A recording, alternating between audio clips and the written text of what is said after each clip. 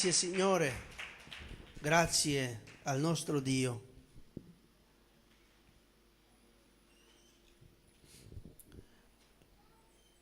Meditiamo nella parola del Signore. Alleluia. Rileggiamo Efesini capitolo 2. Efesini capitolo 2.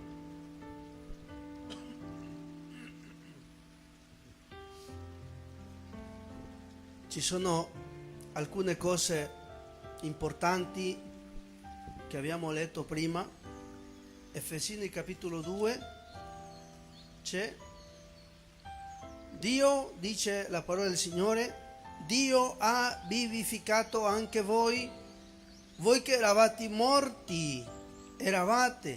morti nelle vostre colpe e nei vostri peccati, ai quali un tempo vi abbandonaste seguendo l'andazzo di questo mondo, seguendo il principe della potenza dell'aria, di quello spirito che opera oggi negli uomini ribelli, nel numero dei quali anche noi tutti vivevamo un tempo secondo i desideri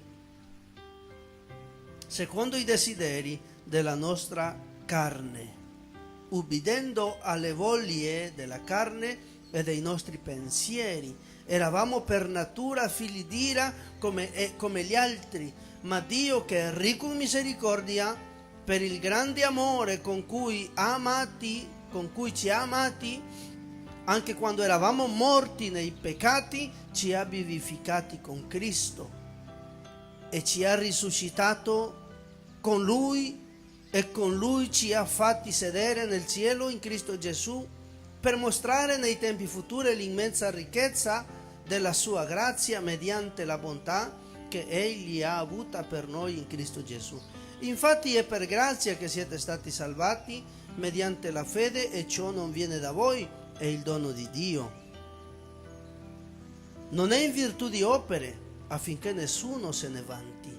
Infatti siamo opera sua, essendo stati creati in Cristo Gesù per fare le opere buone che Dio ha precedentemente preparati affinché le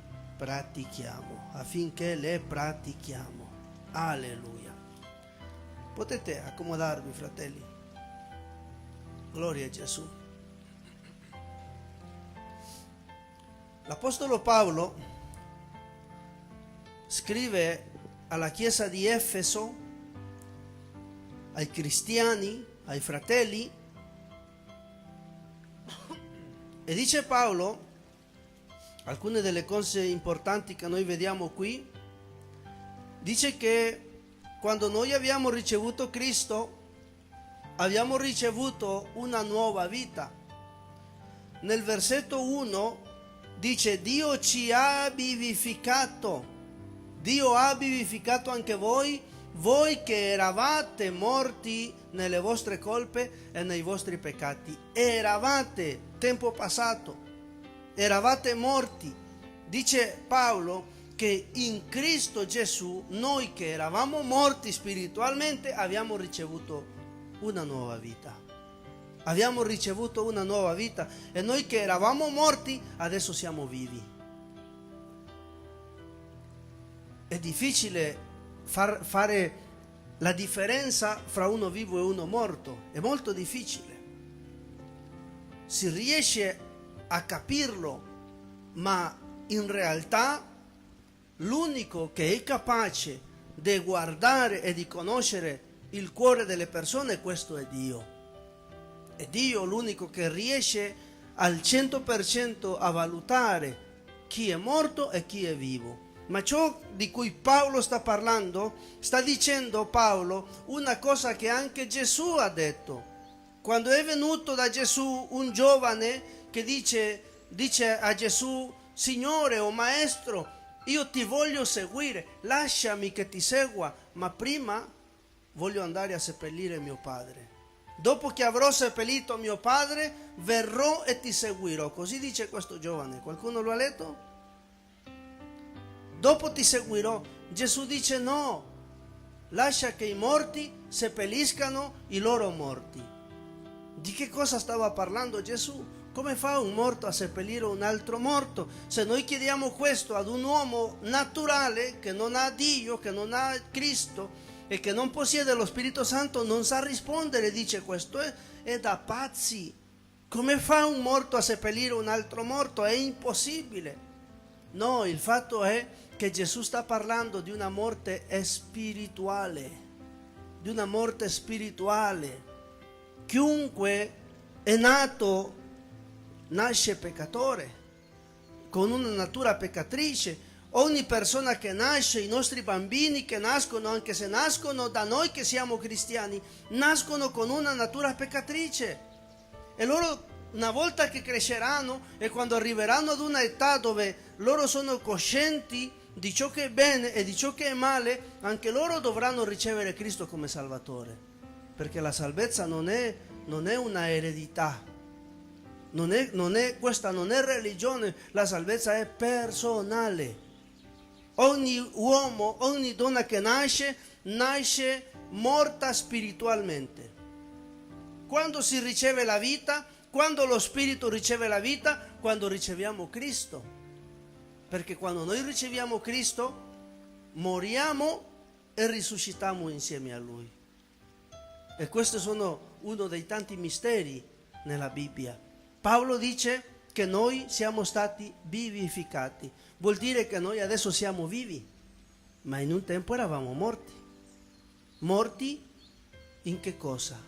Morti spiritualmente, lontani da Dio. Eravamo morti nei nostri peccati. Il che vuol dire, fratelli, che peccato e morte vanno insieme, camminano insieme. Se c'è peccato c'è morte, se c'è peccato non ci può essere la vita eterna. Camminano insieme. Questa mattina vorrei, prima di continuare, cercare di concludere il tema che ho iniziato domenica scorsa, che l'ho chiamato "Si può perdere la salvezza?", un tema che ho iniziato domenica scorsa, perché qualcuno pensa di no, qualcuno dice che la salvezza non si perde, qualcuno dice che una volta che noi abbiamo ricevuto Cristo possiamo vivere come vogliamo, e la salvezza non la perderemo. E questo la Bibbia purtroppo per loro, per chi pensa così, non è così, perché la salvezza si perde. E come se si perde?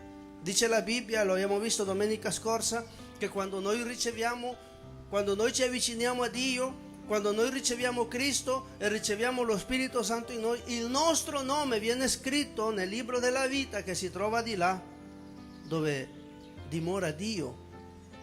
Ma dice la Bibbia che se noi pecchiamo, quel nome viene cancellato dal libro. E per questo noi dobbiamo stare attenti. Dice la Scrittura che quando Gesù mandò quella commissione di 70 persone a predicare il Vangelo, e li mandò insieme a due in due persone, e li mandò a predicare, li mandò a parlare del regno di Dio. Dicono i Vangeli che quando questi uomini tornarono da Gesù erano contenti, erano allegri, e dicono a Gesù: Signore, i malati guarivano quando noi pregavamo, i demoni uscivano e se ne andavano quando noi li cacciavamo via. E sapete che cosa dice Gesù a questi? Dice: e vi rallegrate per questo? Dice Gesù a questi uomini: non vi rallegrate per questo, rallegratevi affinché i vostri nomi siano scritti nel libro della vita. Perché guarire un malato e cacciare via un demone lo può fare anche una persona che non è salvata. O non ha detto Gesù in quel giorno: molti diranno: Signore, nel tuo nome abbiamo cacciato demoni, nel tuo nome abbiamo guarito. E Gesù dirà loro: non vi conosco, allontanatevi da me. Perché la salvezza non si trova in questo. Ci sono ministri e predicatori che possono guarire una persona, la possono guarire. Però ciò che la Bibbia mia mi dice è che la guarigione non si trova nella persona che, come lo dico, la guarigione non è in un uomo che la porta e dice: ah, io porto la guarigione, io prego per te e tu devi guarire per forza perché io ho il dono della guarigione. Io posso anche avere il dono della guarigione, ma se la persona per la quale io sto pregando non ha fede, non guarisce. Non guarisce, tranne casi rarissimi dove Dio usa la guarigione per salvare delle persone. Ma questi sono casi molto rari. Gesù guariva e diceva: la tua fede ti ha guarito. Gesù non ha mai detto: io ti guarisco, non l'ha mai detto, perché la guarigione si trova nella fede di chi deve ricevere la guarigione. Se uno ci crede, se uno non ci crede, non riceve, anche se chi sta pregando avessi il dono della guarigione. Ora, abbiamo una nuova vita in Cristo, dice, ma Paolo sta dicendo, versetto 1: Dio ha vivificato anche voi che eravate morti nelle vostre colpe e nei vostri peccati. Cominciamo a separare le cose. Se uno è in Cristo, dice Paolo, è una nuova creatura. Le cose vecchie sono passate. Ma dice Paolo, per lasciare le cose ben in chiaro, che chi pecca è morto spiritualmente. Così dice Paolo. Versetto 2: ai quali in un tempo vi abbandonaste seguendo l'andazzo di questo mondo e seguendo il principe della potenza dell'aria, di quello spirito che opera oggi nei uomini ribelli. In un tempo, dice, anche voi, dice, vi eravate abbandonati seguendo l'andazzo. L'andazzo vuol dire seguendo la corrente del mondo. Sono persone che camminano insieme al sistema del mondo. Per esempio, il mondo dice che oggi, e ieri sera guardavo i sottotitoli di un telegiornale del caso di un ragazzo che ha deciso di cambiare sesso a 17 anni, questo ragazzo, e il giudice ha detto sì, lui lo può fare. E ho letto nei sottotitoli di un telegiornale che diceva sì al cambio di sesso di un 17enne. Il giudice ha detto sì.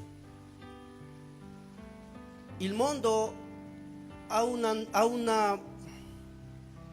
un sistema, il mondo cammina sotto un sistema e questo sistema lo controlla Satana. Satana è l'essere che la sua natura è una natura ribelle, perché è lui che si è ribellato per la prima volta ed è lui che ha originato il male ed è lui che controlla il mondo.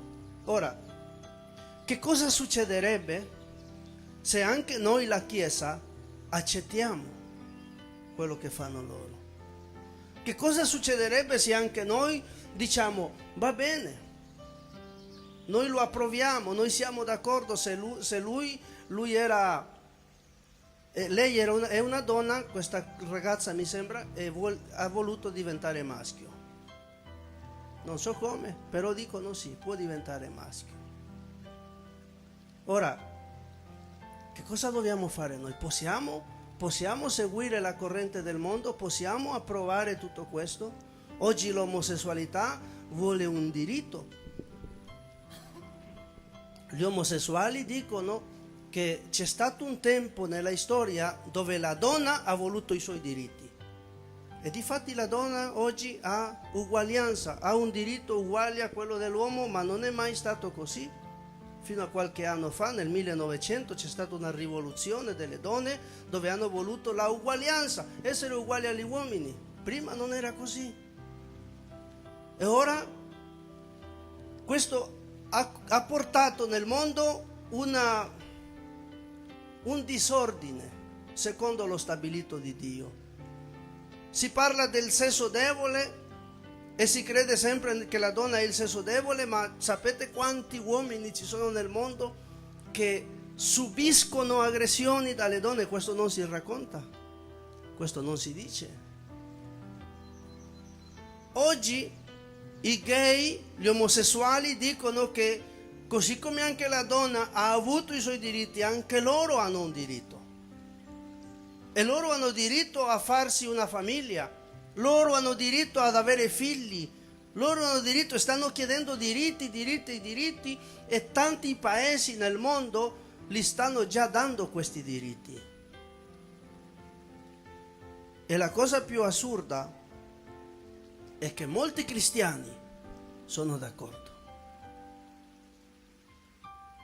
Questo è ciò che dice Paolo: in un tempo anche voi vi siete abbandonati nella corrente del mondo, seguivate questa corrente. La Bibbia dice esplicitamente che noi non c'entriamo niente con il mondo. Il mondo può fare quello che vuole, il mondo può decidere quello che vuole, ma noi siamo una cosa a parte e non ci dobbiamo immischiare. Non ci dobbiamo immischiare nelle faccende del mondo. Dobbiamo cercare di stare il più lontani possibili. Ora, noi questo non lo accettiamo. Noi non accettiamo queste cose che ci sembrano contrarie a Dio, perché accettare che un ragazzo, per esempio, cambi la sua sessualità perché lui lo ha deciso, un cristiano convertito dice no, non è possibile, non accetta, perché lui è passato dalla morte alla vita, e quelli che approvano e quelli che stanno d'accordo con loro sono morti come loro, non hanno lo Spirito di Dio. Lo Spirito di Dio è colui che viene a darci la vita, a dare vita al nostro spirito, e quando abbiamo lo Spirito vivo ci rendiamo conto di ciò che è buono e di ciò che non è buono. E questo è solo un esempio. Ma come ho insegnato tante volte, che cosa succede invece quando arrivano, per esempio, il Natale o il San Valentino? Ci sono cristiani che dicono no ai gay, che dicono no alle cose che loro credono che non siano, che non vadano in accordo con il cristianesimo, però accettano per esempio la festività di San Valentino, accettano la festività del Natale, e anche questo è una corrente di mondo. Il Natale, San Valentino e tante feste che ci sono nel mondo fanno parte di una corrente che il cristiano molto spesso condivide. Parlando del Natale, ho ascoltato un notissimo, famoso diciamo nel mondo, ministro, dice di essere ministro lui, e parlando del Natale cominciò a dire che nel periodo di Natale lui diceva, noi lo abbiamo visto in diretta perché fa parte delle persone che ci seguono e che anche noi vediamo ogni tanto quello che scrivono come ministero, diceva adesso è arrivato Natale, tutti cominceranno a dire che non si può fare, alcuni che si fa, che si deve fare o altri di no, e lui cominciò a parlare, a dare esempi senza fondamento della Bibbia, dicendo che Paolo diceva che nessuno vi giudichi per le festività. Paolo dice nessuno vi giudichi per le festività, dice lui, perciò adesso è arrivata la festa del Natale, nessuno dice quest'uomo, nessuno ci deve giudicare, dice lui, perché io dice lui, festeggo il Natale. Io festeggo il Natale. Allora è facile dire che una cosa si può fare quando la si pratica, è facile dirlo, perché io non sto dicendo che è giusto festeggiare, mi sto giustificando perché io lo faccio. Ma la Bibbia, quando parla di festività, non sta parlando di feste mondane, non sta parlando di questo genere di feste. Anzi, l'Apostolo Paolo disse una volta ad una chiesa, dice che lui ha il timore di essersi sacrificato invano con loro, perché loro continuano a seguire le date, a festeggiare le date. E l'Apostolo Paolo dice che non si può seguire la corrente del mondo, non si può seguire la corrente di questo mondo. Ci sono tante cose delle quali noi facevamo parte, che oggi noi non possiamo più continuare a far parte di tutto ciò. Il versetto 3 dice: nel numero dei quali che noi tutti vivevamo un tempo secondo i desideri della nostra carne, ubbidendo alle voglie della carne e dei nostri pensieri, eravamo per natura figli di ira come gli altri. Vivevamo in un tempo secondo i desideri della nostra carne, dice Paolo. In un tempo anche noi vivevamo secondo i desideri della nostra carne, ubbidendo alle voglie della carne e ai nostri pensieri. Questo la Bibbia lo chiama concupiscenza. Io penso, desidero, questo desiderio lo porto al cuore, e una volta che si trova nel cuore, questo corpo, questa carne partorisce o dà alla luce il peccato.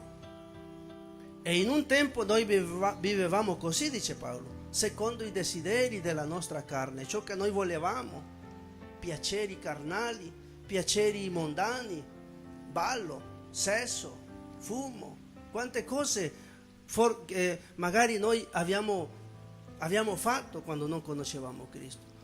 Il nostro corpo lo voleva e noi seguivamo. Noi eravamo schiavi del nostro corpo. La Bibbia dice che la nostra carne, il nostro io, è tutt'oggi un nostro nemico, perché la nostra carne, anche se noi siamo diventati cristiani e abbiamo ricevuto Cristo nel nostro cuore, la nostra carne continuerà a desiderare. E ogni tanto la nostra carne vorrà piacere, desidererà piacere. Ma è lì che c'è la lotta del cristiano, dove si deve ricordare che adesso noi non viviamo più sotto la schiavitù del peccato, ma che siamo stati liberati dal Signore. Ora,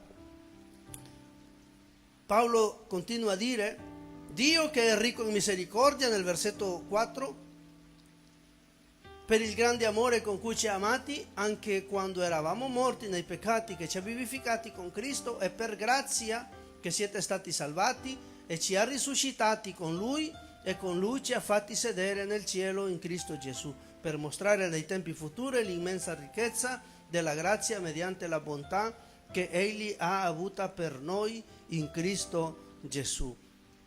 Per farla breve, dice Paolo che noi che siamo in Cristo siamo nuove creature. Le cose vecchie, dice Paolo, sono passate e noi non possiamo più ritornare alle cose vecchie.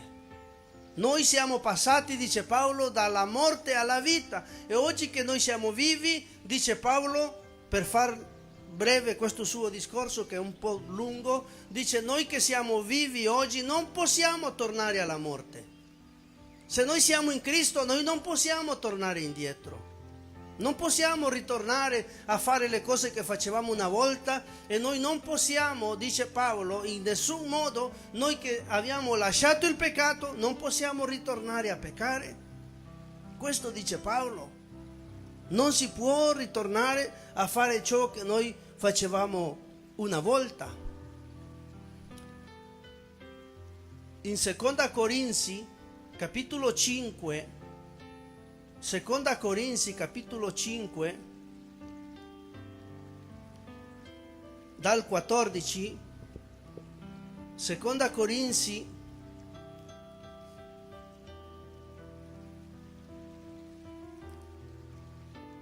5 a partire dal 14 dice così: infatti l'amore di Cristo ci costringe, perché siamo giunti a questa conclusione, che uno solo morì per tutti, quindi tutti morirono.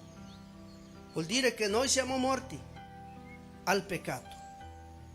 Noi siamo morti al peccato con Cristo e siamo risuscitati con Cristo.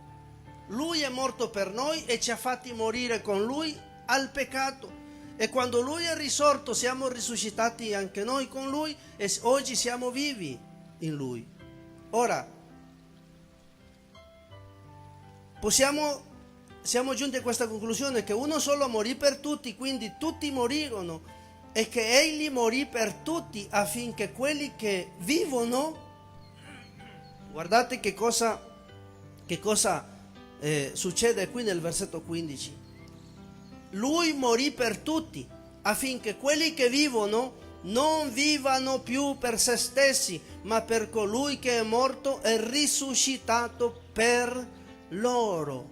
È morto e risuscitato per loro. Gesù è morto ed è risorto per noi. Noi siamo morti con Lui nella sua morte, ma siamo risuscitati con Lui. E oggi noi viviamo, e noi che viviamo, dice il versetto 15, noi non possiamo più vivere per noi stessi, non possiamo più vivere per noi stessi.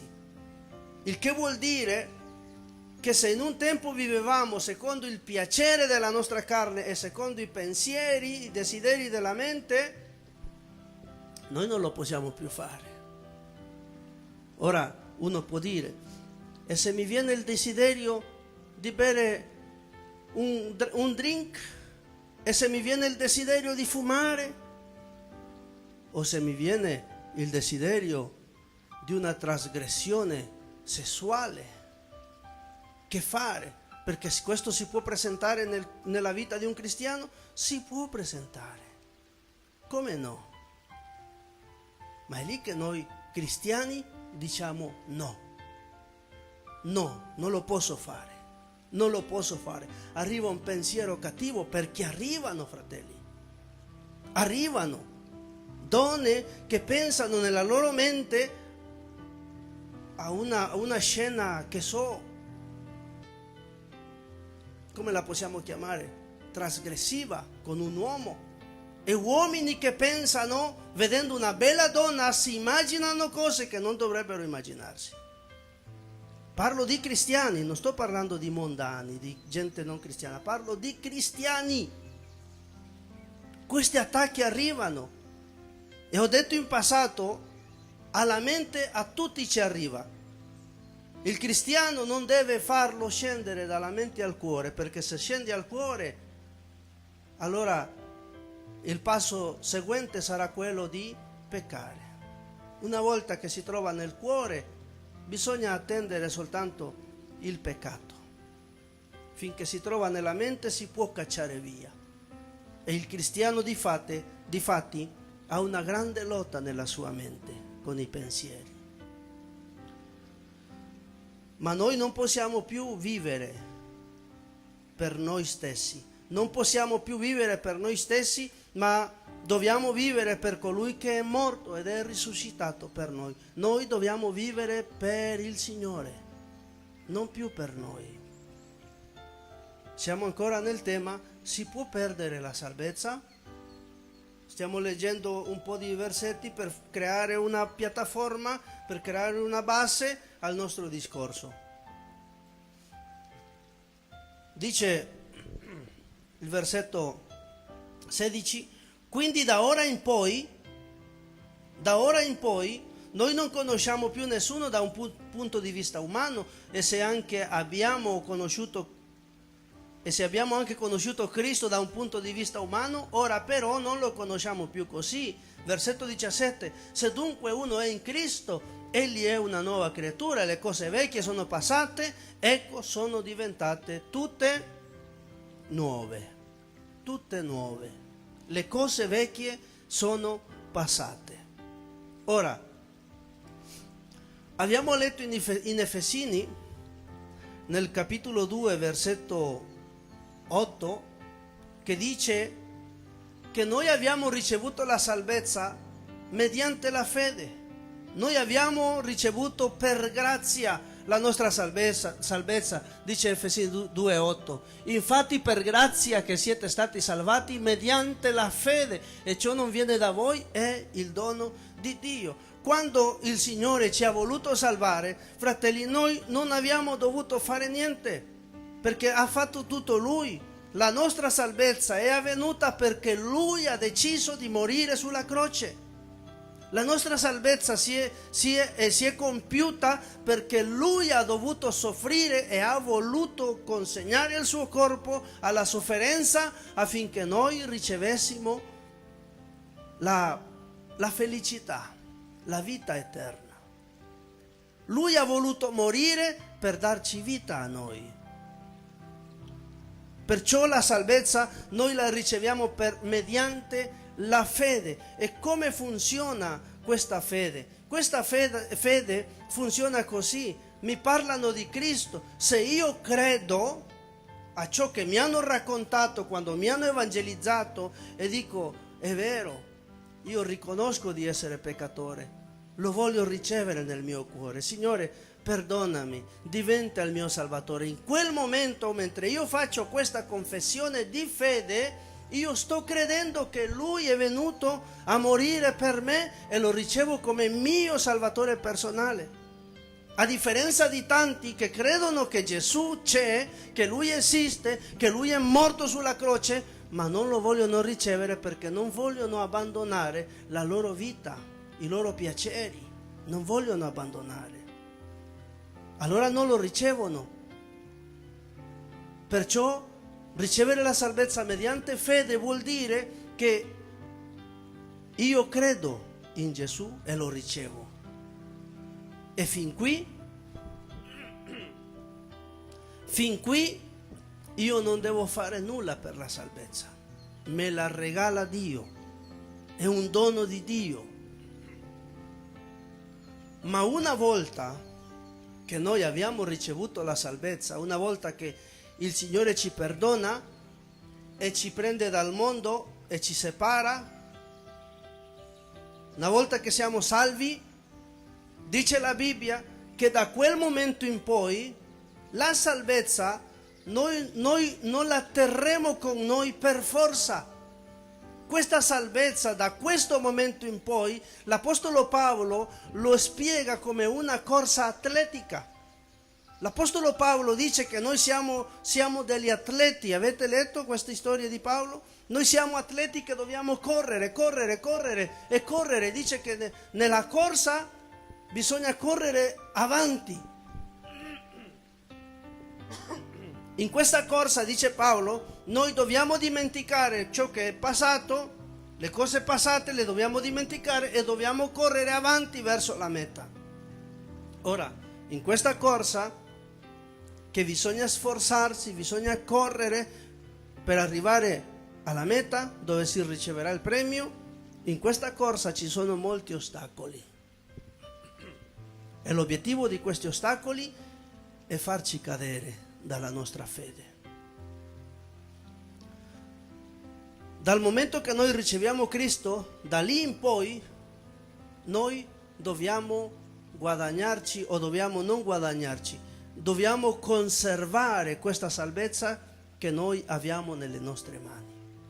La dobbiamo conservare. E come la dobbiamo conservare? Dice il versetto 9, leggiamo: non è in virtù di opere affinché nessuno se ne vanti. Questa è la salvezza che riceviamo mediante la fede. Il 10: infatti siamo opera sua, essendo stati creati in Cristo Gesù per fare opere buone, che Dio ha precedentemente preparate affinché noi le pratichiamo. come conservare questa salvezza che abbiamo ricevuto per grazia e mediante la fede? Facendo opere buone, facendo le opere che Dio ha precedentemente preparate. Dove sono? Sono qui, le opere buone. Dio li ha preparato precedentemente, sono qui, ce li ha lasciate dai tempi antichi. Si sono scritti queste pagine che contengono il consiglio e la parola di Dio. E come noi conserveremo nella nostra mano la salvezza? Mettendole in pratica, così dice la Bibbia. Dire che la salvezza non si perde, quella è una favola, è una favola. Dopo che abbiamo ricevuto la salvezza mediante la fede, e quella è successa in questione di secondi. Signore, ti ricevo come Salvatore, ho creduto in Lui e Lui mi salva. Mi prende dal mondo e mi separa. Scusatemi, ma da lì in poi, in Ebrei capitolo 3, capitolo 10, Ebrei capitolo 10, versetto 38, dice l'escrittore degli Ebrei, dice: ma il mio giusto per fede vivrà. Vivere per fede vuol dire che da quando ricevo Cristo al giorno del rapimento io devo vivere praticando questa fede. E se io cado dalla mia fede, se il diavolo riesce a farmi cadere nella mia fede, io ho perso tutto, ho perso la mia salvezza. Il mio giusto vivrà per fede. Guardate che cosa dice il Signore: il giusto è colui che è stato giustificato. Noi eravamo peccatori, ma il giusto Gesù è venuto a morire per noi e ci ha giustificati e ci ha presentati davanti al Padre non più come peccatori, ma come uomini e donne giuste. Noi siamo stati giustificati e la Bibbia ci chiama giusti. Il mio giusto vivrà per fede. Chi sono i giusti? Noi, i cristiani. I giusti sono le persone che non vivono più secondo il mondo. I giusti sono le persone che non peccano più, non praticano più il peccato. Questi sono i giusti secondo il Signore. Ma dice: e se si tira indietro, perciò un cristiano si può tirare indietro? Si può tirare indietro. Un cristiano può dire: questa vita di cristiano non mi piace più, non è come mi avevano detto, qui non trovo il pastore, come si dice in italiano, mi cae gordo, no, non si dice in italiano, mi è antipatico, non mi piace il pastore, non vado d'accordo con lui. Questo è grave, non essere d'accordo con il pastore è grave. Quando uno non è d'accordo con il pastore, la cosa migliore che può fare è andarsene dalla chiesa, perché non possono camminare due insieme. Dice Amos 3, capitolo 3, versetto 3, dice che se due non si mettono d'accordo non possono camminare insieme. E se una persona non è d'accordo con me, non sarò io ad andarmene. Perciò la soluzione è una sola. Però cristiani che non vanno d'accordo, che non piace quel fratello, che non piace quella sorella, fratelli che vanno in chiesa, ad alcuni li salutano, ad altri no, perché non mi piace quel fratello. E non sto parlando di noi, parlo della chiesa in generale. Della chiesa in generale. E un fratello può dire: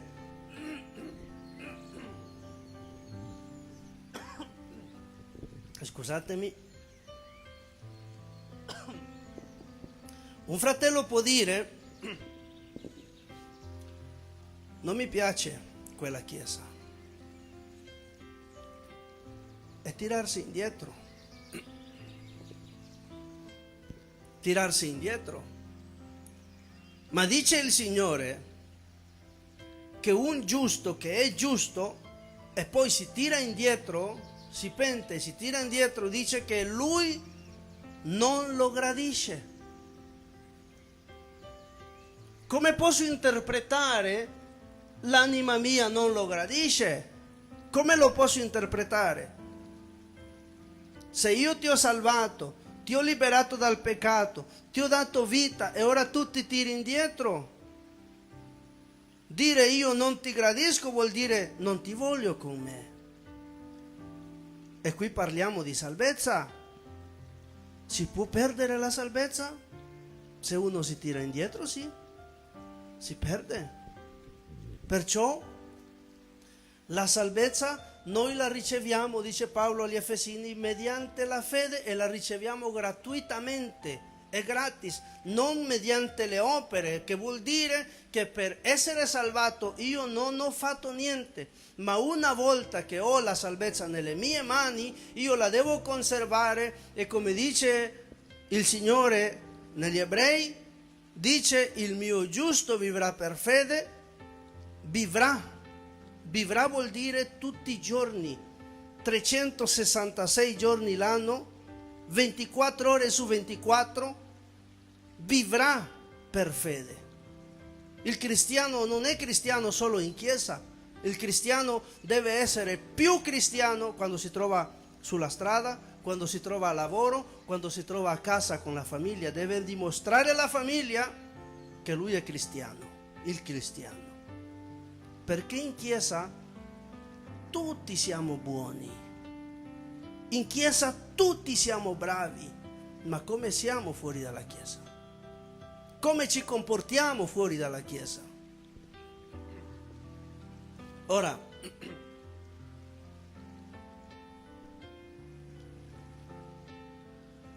riceviamo la salvezza mediante la fede.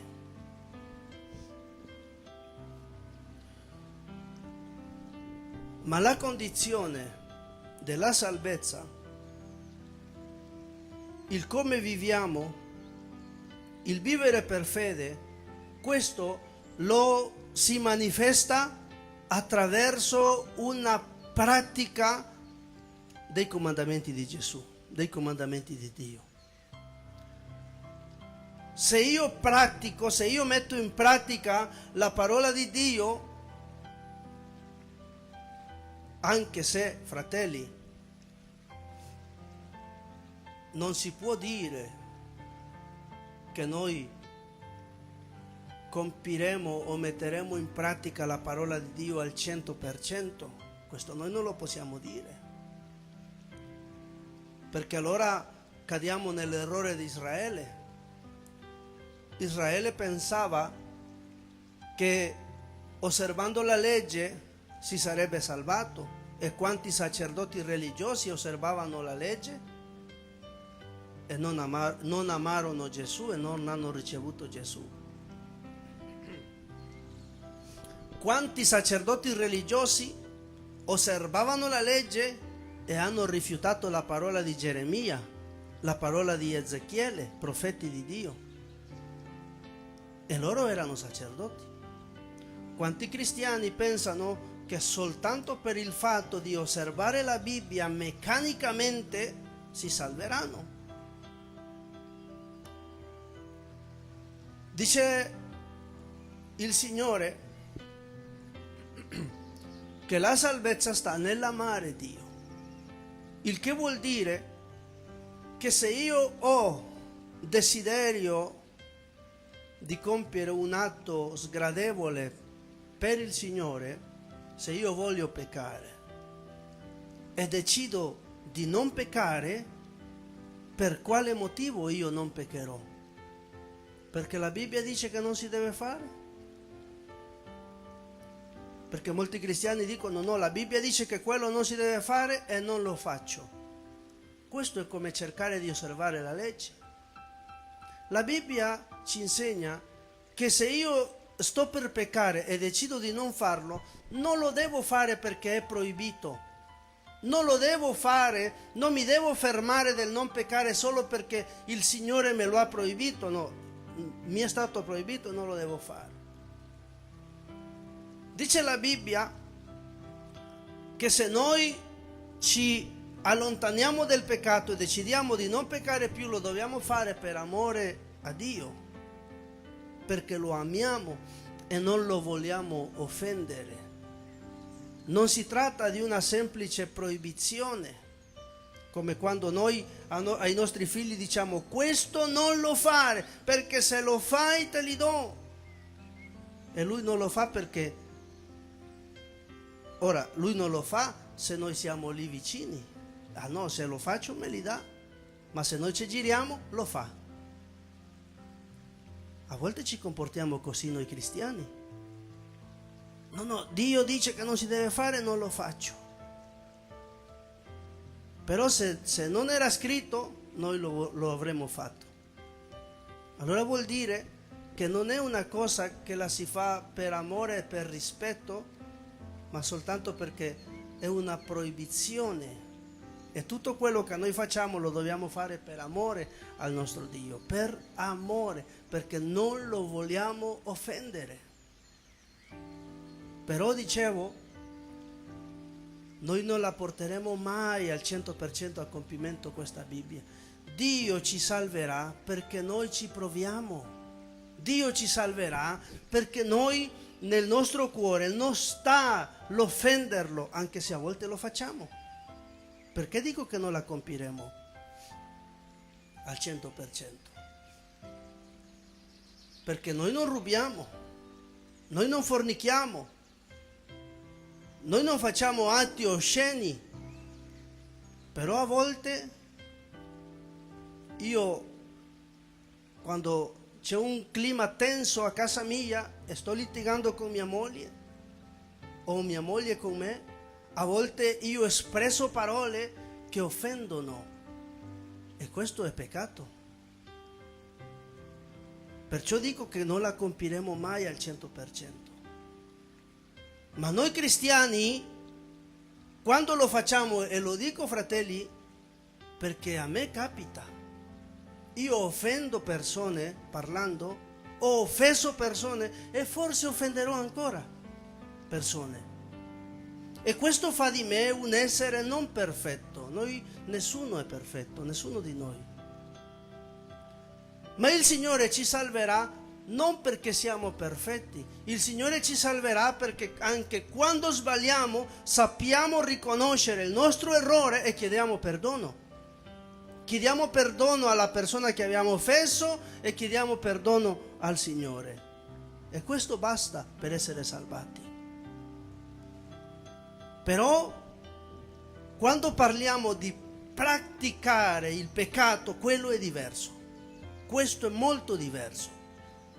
Noi saremo salvati dal nostro Dio perché noi abbiamo deciso di non praticare più il peccato, di non seguire più l'andamento del mondo, di non farci incantare del mondo e di non farci influenzare e contaminare da questo mondo.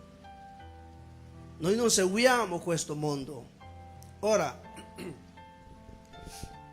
come possiamo spiegare meglio il fatto di il mio giusto vivrà per fede? In Giacomo capitolo 2,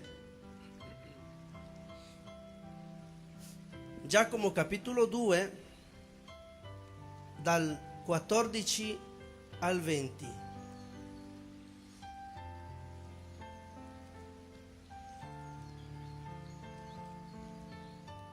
Giacomo 2,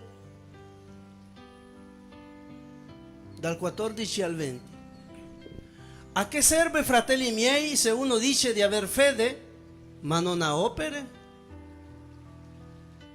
Può la fede salvarlo? Se un fratello o una sorella non hanno vestiti, questo è un esempio che sta facendo, e mancano del cibo quotidiano, e uno di voi dice loro: andate in pace, scaldatevi e saziatevi, ma non date loro le cose necessarie per il corpo, a che cosa serve? Così è la fede, così è della fede. Se non ha opere, è per se stessa morta.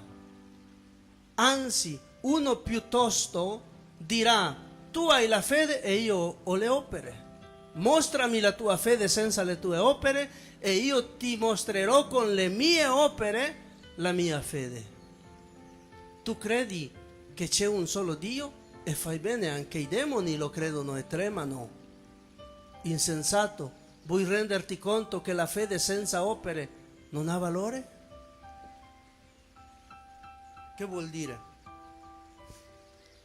Vuol dire che io ho ricevuto la mia salvezza per fede,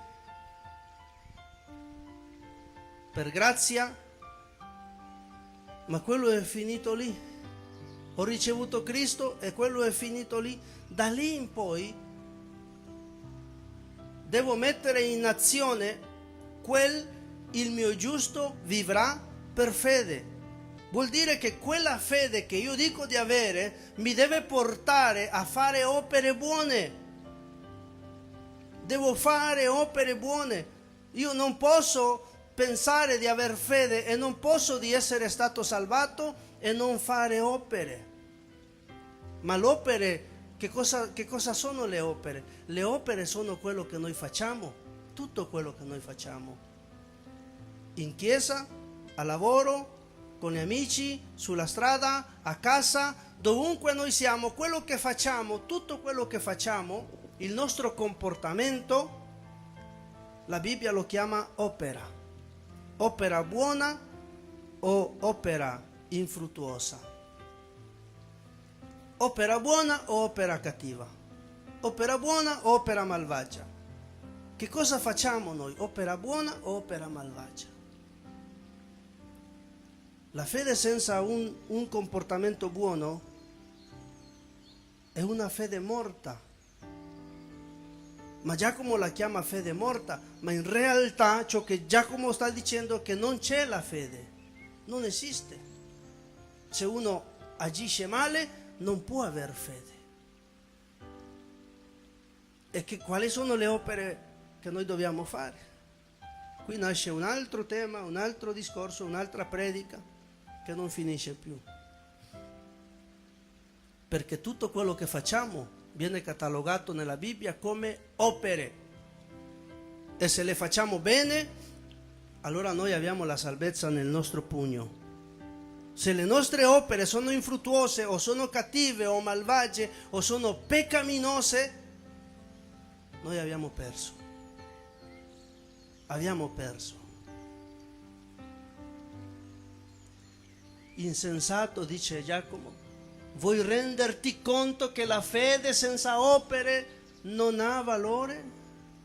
Non ha valore. Ora, davanti a questa realtà io mi chiedo ancora, si può perdere la salvezza? Andiamo avanti. Dice Pietro che dopo aver fuggito e dopo aver scappato dal mondo, dopo che noi siamo scappati dal mondo, che siamo fuggiti, noi dobbiamo impegnarci a vivere dando frutto. Così dice Paolo. Stando su questo argomento, vuoi renderti conto che la fede senza opere, cosa diceva? Non è morta, non esiste, non serve a niente. In Pietro, seconda Pietro 1,3, non ha valore, la fede senza opere non ha valore. Seconda Pietro 1,3 all'11.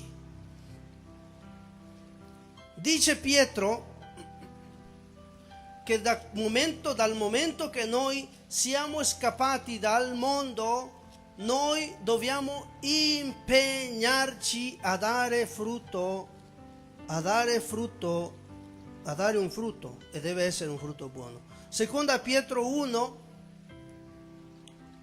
capitolo 1, versetti dal 3 all'11. Dice così Pietro: la sua potenza divina ci ha donato tutto ciò che riguarda la vita e la pietà mediante la conoscenza di colui che ci ha chiamati con la propria gloria e virtù. Attraverso queste ci sono state elargite le sue preziose e grandissime promesse, perché per mezzo di esse voi diventaste partecipi della natura divina, dopo essere sfuggiti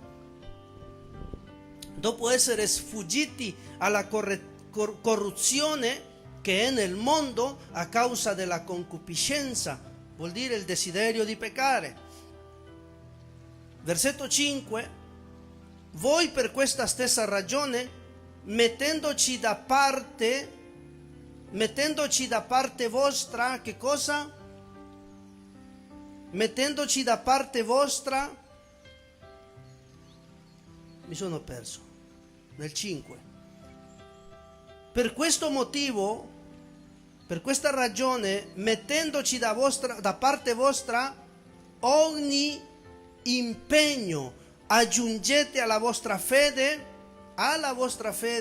aggiungete la virtù, alla virtù la conoscenza, alla conoscenza l'autocontrollo, all'autocontrollo la pazienza, alla pazienza la pietà, alla pietà l'affetto fraterno e all'affetto fraterno l'amore, perché se queste cose si trovano e abbondano in voi, non vi renderanno né pigri né sterili nella conoscenza del nostro Signore Gesù Cristo, ma colui che non ha queste cose è cieco oppure miope, avendo dimenticato di essere stato purificato dei suoi vecchi peccati. Avendo, si dice, dimenticato, colui che non ha queste cose si è dimenticato di essere stato purificato dei suoi vecchi peccati.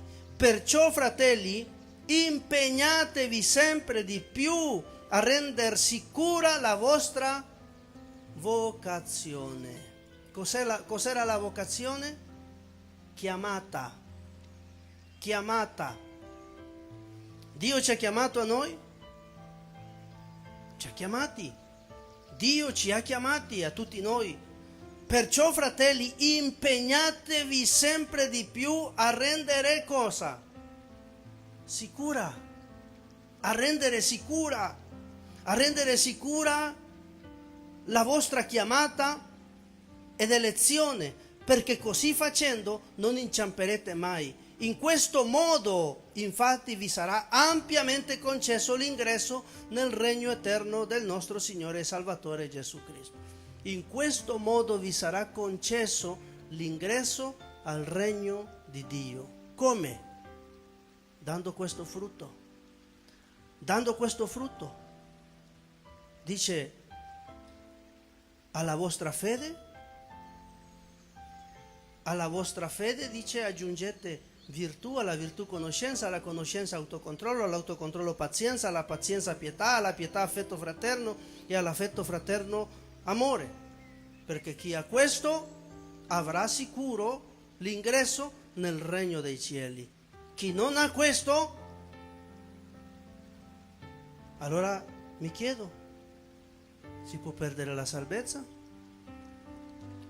Cosa dice la dottrina biblica? Che cosa dice Dio nella sua parola riguardo a quelli che dicono che la salvezza non si perde, che basta ricevere Cristo una volta e io da lì in poi sono salvato e la mia salvezza non si perde più, anche se io vivo come voglio.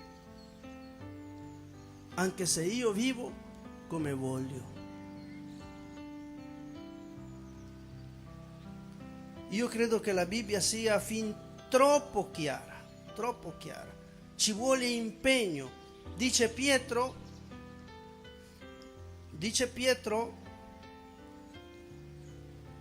nel versetto 5: voi per questa ragione, mettendoci da parte vostra ogni impegno. E nel versetto 10 dice: perciò, fratelli, impegnatevi sempre di più a rendere sicura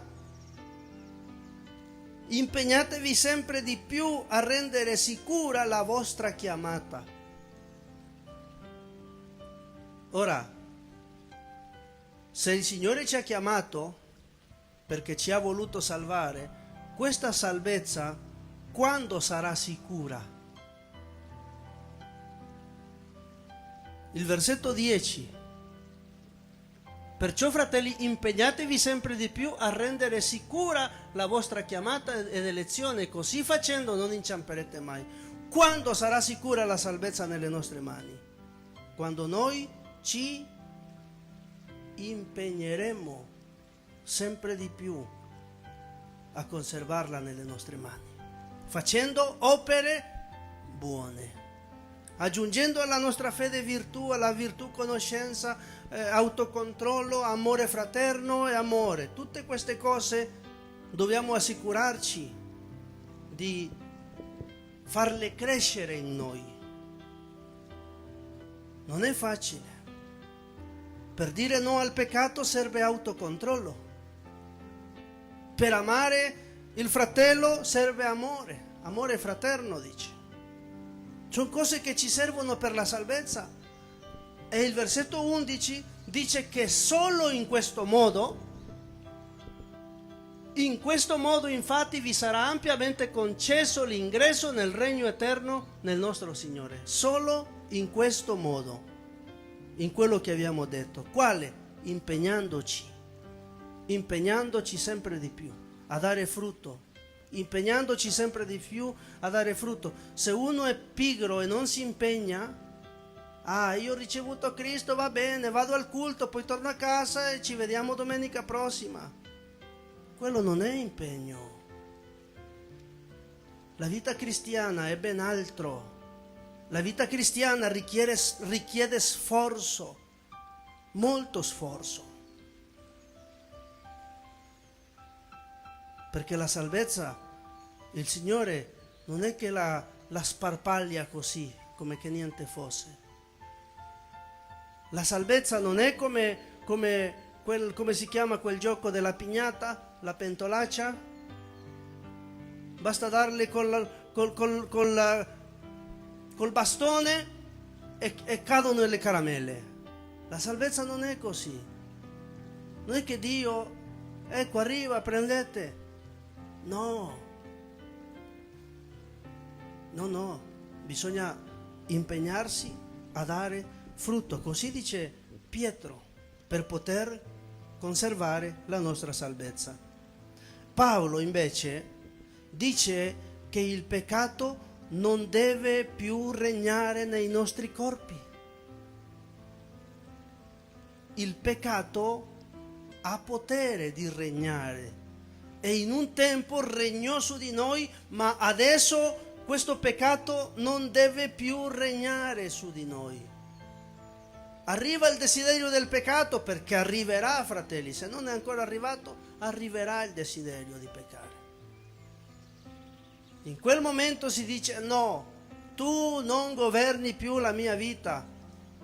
Desiderio di fare questo o desiderio di fare quell'altro, allontanati nel nome di Gesù.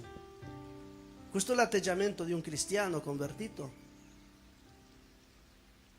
Non che arriva il desiderio e comincio a lasciarmi trascinare un passo alla volta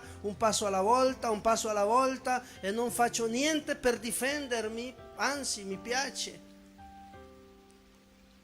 Quale sarà la conclusione? Finirò peccando. Dice Paolo,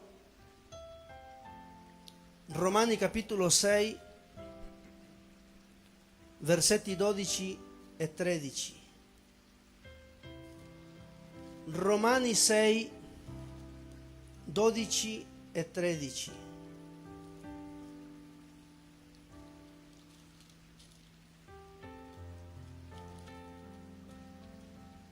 Dice così: non regni dunque il peccato nel vostro corpo mortale per ubbidire alle sue concupiscenze o per obbedire ai suoi desideri, e non prestate le vostre membra o il vostro corpo al peccato come strumenti di iniquità, ma presentate voi stessi a Dio come di morti fatti viventi e le vostre membra come strumenti di giustizia a Dio. Così si conserva la salvezza. Questi sono gli elementi che ci servono per conservare la salvezza. Capitolo 8, versetto 13, sempre il Romano. Capitolo 8, versetto 13. Perché se vivete secondo la carne, voi morirete. Se vivete secondo la carne, ubbidendo ai desideri di peccare, ubbidendo alla carne quando dice io voglio questo, io voglio quell'altro, la carne non parla ma noi lo percepiamo e ci viene voglia di fare questo o di fare quell'altro.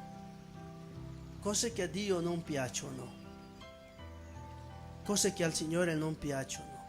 Se voi vivete secondo la carne, morirete, ma se mediante lo Spirito fate morire le opere del corpo, voi vivrete.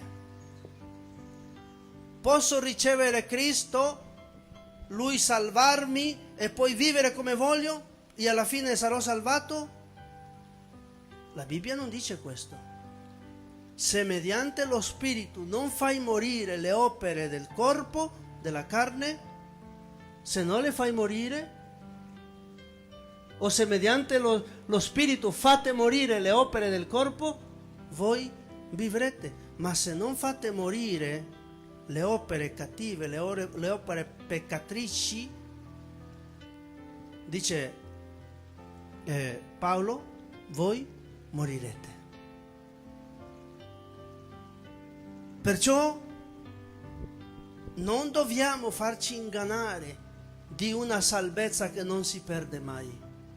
Non ci possiamo lasciare ingannare da predicatori o da fratelli o cristiani in generale che vanno in giro dicendo che Dio è amore e basta e che Lui salverà tutti. Qualcuno mi dice anche che uno può anche non essere cristiano e Dio lo salva lo stesso quando muore. Io non ci potevo credere a quello che ascoltavo. Se noi cristiani con difficoltà ci salveremo, che diremo di uno che non è cristiano? E che siamo a rischio. Noi cristiani siamo a rischio di perdere la salvezza se non stiamo attenti. Dobbiamo stare attenti a quello che facciamo, come lo facciamo, quando lo facciamo, a quello che noi guardiamo con i nostri occhi, a quello che ascoltiamo con le nostre orecchie e a quello che la nostra lingua dice. Dobbiamo stare attenti perché tutto questo sono opere che possono essere buone o malvagie.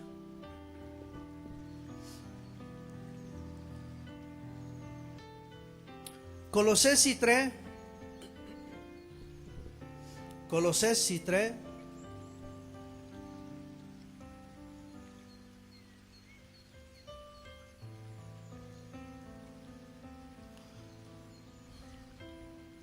Colossesi 3. E ci fermiamo. Ci fermiamo perché è ancora un po' lungo. Dice Paolo, per poter conservare la nostra salvezza, dice, se dunque siete stati risuscitati, metti il 5, dal 5 al 10. Fate dunque morire ciò che in voi è terreno, fornicazione, impurità, passioni, desideri cattivi e la cupidigia che è la idolatria. Qui voglio dire che passioni e desideri cattivi sono generici. Uno può avere passione per ogni cosa. Passione. Avete mai sentito? Io ho la passione per il calcio. Ci sono passioni buone e ci sono passioni cattive. Si può essere appassionati di Dio, ma non del mondo e delle cose del mondo. E i desideri, anche questi sono generici, possono essere qualunque desideri. 6. Per queste cose viene l'ira di Dio sui figli ribelli. 7. E così camminaste un tempo anche voi quando vivevate in esse. Ora invece deponete anche voi tutte queste cose: ira, collera, malignità, calunnia, e non vi escano di bocca parole oscene. 9. Non mentite gli uni agli altri, perché vi siete spogliati dall'uomo vecchio con le sue opere e vi siete rivestiti del nuovo che si va rinnovando in conoscenza a immagine di colui che lo ha creato. Non sono chiari questi versetti? Sono troppo chiari, fratelli. Sono troppo chiari. Se noi vogliamo conservare la salvezza che Dio ci ha dato, dobbiamo impegnarci. La vita del cristiano non è facile, non lo è. L'unico modo per poter vivere come cristiani veri e cristiani convertiti è non sentire il peso, non sentire questo Vangelo come un peso, perché molti cristiani dicono: se essere cristiano è così, io non ce la faccio. Ed è lì dove molti abbandonano e si tirano indietro e non vogliono più continuare ad essere cristiani. La Bibbia ci dice che se vogliamo vivere una vita cristiana e non sentirla un peso, dice la Bibbia che un modo c'è per alleggerire il peso, ed è alimentando il nostro spirito, leggendo sempre, digiunando quando si può, pregando tutti i giorni, e così la vita cristiana non sembrerà difficile e tantomeno pesante come alcuni cristiani la sentono. Gesù ha detto: venite a me voi tutti che siete stanchi e travagliati e io vi darò riposo. Prendete, dice Gesù, il mio yogo, prendete il mio yogo, perché il mio carico, dice Gesù, è leggero, il mio carico è leggero. Il Vangelo non è pesante, è leggero, ma molti cristiani lo sentono pesante sulle spalle, troppo pesante. Alcuni cristiani pensano che se è così nessuno si salverà. Alcuni cristiani pensano che se è così non ce la faranno mai. Ma è facile, è molto facile camminare e fare la volontà di Dio. È molto facile camminare con il Signore. Diventa difficile quando noi non alimentiamo il nostro spirito. Fratelli, se io non leggo la Bibbia mai, solo quando vado in chiesa, se io non prego mai e se io non digiuno mai, allora per me il cristianesimo sarà un peso enorme su di me, che dirò non è facile, o potrei dire è impossibile salvarsi. Ma diventa facile la vita cristiana, che non è facile, ma diventa facile quando il mio spirito è forte. Perché questo cammino del Vangelo, o questa corsa della quale parla l'Apostolo Paolo, che bisogna correre verso la meta, non la si corre fisicamente e tantomeno carnalmente. Questa corsa la si corre spiritualmente. Spiritualmente.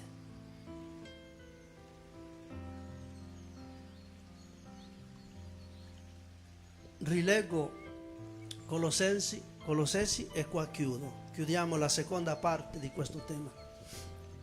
5.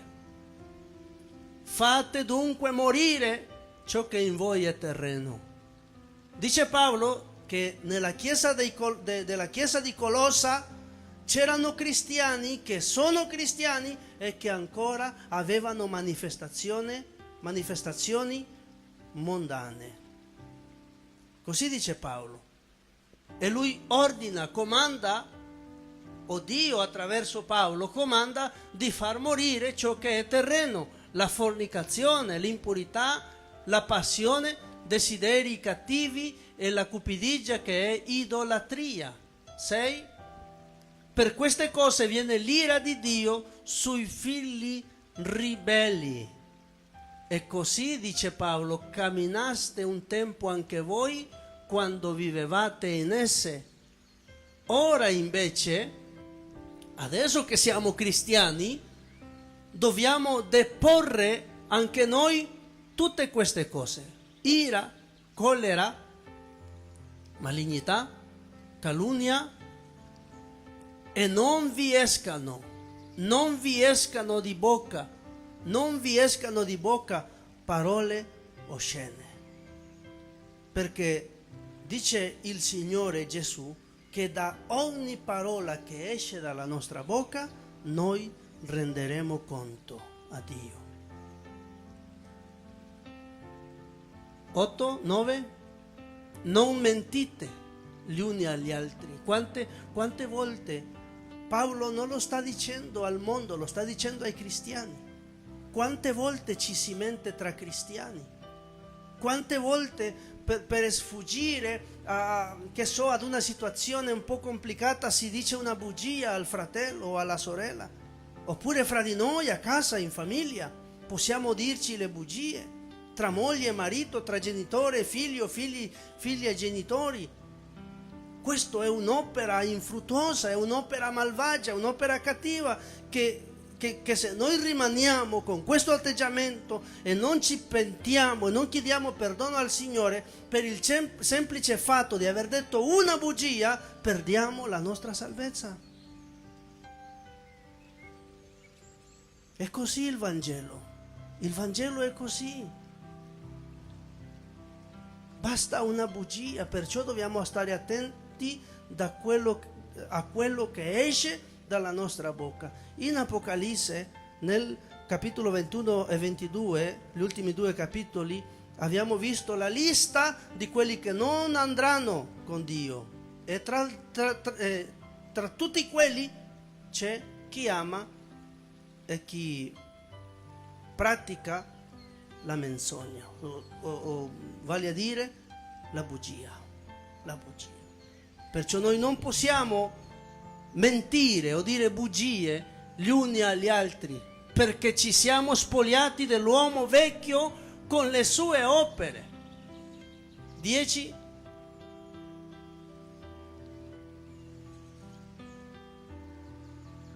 Non c'è il 10. Sì, c'è. E vi siete rivestiti del nuovo che si va rinnovando in conoscenza alla immagine di Gesù Cristo. Noi ci dobbiamo rinnovare giorno dopo giorno sempre di più e assomigliare a Cristo. Questo tema finirà così, paragonandoci a Cristo, perché noi siamo portatori di Cristo. Noi siamo portatori di Cristo, Cristo abita in noi, perciò noi dobbiamo comportarci come Lui, ci dobbiamo comportare come Lui. Chi dice Giovanni, parlando dei cristiani, dice: chi dice di rimanere in Lui, cioè in Cristo, dice Giovanni, chi dice di essere cristiano, chi dice di essere figlio di Dio, chi dice di rimanere in Lui, deve camminare come Lui camminò, parlando di Cristo. E questi siamo noi, i cristiani, che dobbiamo stare molto attenti. Ora, chiudo. Si può perdere la salvezza? È una domanda retorica. Si può perdere la salvezza? Molti dicono di no. Molti dicono di no. Ma una persona che vive la sua vita convinto, credendo che la salvezza non la perderà, fratelli. Se lui rimane in quella convinzione che non perderà la salvezza, per quella convinzione sbagliata che lui ha, la perderà. La perderà la sua salvezza. O meglio, l'ha già persa. L'ha già persa. E se non si pente, non lo aspetta niente di buono. Noi siamo stati chiamati dal Signore a vivere diversamente da uomini o da donne non cristiane. Noi vediamo che nel mondo le donne si comportano in un modo, noi vediamo nel mondo che gli uomini si comportano in un modo. Noi non possiamo comportarci così. Noi non possiamo avere lo stesso linguaggio, lo stesso stile di parlare come parlano loro. Noi non possiamo avere la loro astuzia, il loro inganno. Nel mondo gli uomini per avere ingannano, fanno cose contro le regole. Noi cristiani non lo possiamo fare. Non possiamo farlo. Noi dobbiamo essere trasparenti in tutto quello che facciamo, perché la salvezza noi la avremo solo se saremo come Cristo era. Noi la salvezza la avremo e la conserveremo nelle nostre mani se cerchiamo di essere come Cristo, avendo il pensiero di Cristo, la mente di Cristo. Paolo dice che noi abbiamo la mente di Cristo, e facendo tutto quello che Gesù faceva. Ogni volta che dobbiamo fare qualcosa ed ogni volta che dobbiamo prendere una decisione, fratelli, nella nostra vita, nel nostro lavoro, nella nostra casa, nella nostra famiglia o tra gli amici, ogni volta che dobbiamo prendere una decisione, noi dobbiamo chiederci, obbligatoriamente dobbiamo chiederci che cosa farebbe Gesù. Devo fare questo. Aspetta, che cosa farebbe Gesù? Perché ci viene facile pensare che cosa farebbe Gesù, ma non sappiamo che cosa dobbiamo fare noi. Quando stiamo per fare una cosa, ci viene facile pensare: Gesù questo lo farebbe o Gesù questo non lo farebbe, ma ci viene difficile pensare che cosa dobbiamo fare noi. Allora, quando noi dobbiamo fare una scelta qualsiasi sia, dobbiamo chiederci che cosa farebbe Gesù. E se noi pensiamo che Gesù quello non lo farebbe, non lo facciamo neanche noi, perché così noi avremo sempre la salvezza in pugno, non peccando e non cedendo ai desideri di peccare. Siate santi, dice la scrittura, dice il Signore, siate santi poiché io sono santo. Mettiamoci in piedi.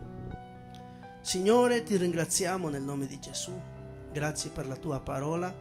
Grazie, Signore, perché sei buono, perché ci aiuti, Signore, e ci guidi in questo cammino, Signore, in questo Vangelo. Grazie ti diamo perché sei buono, Signore.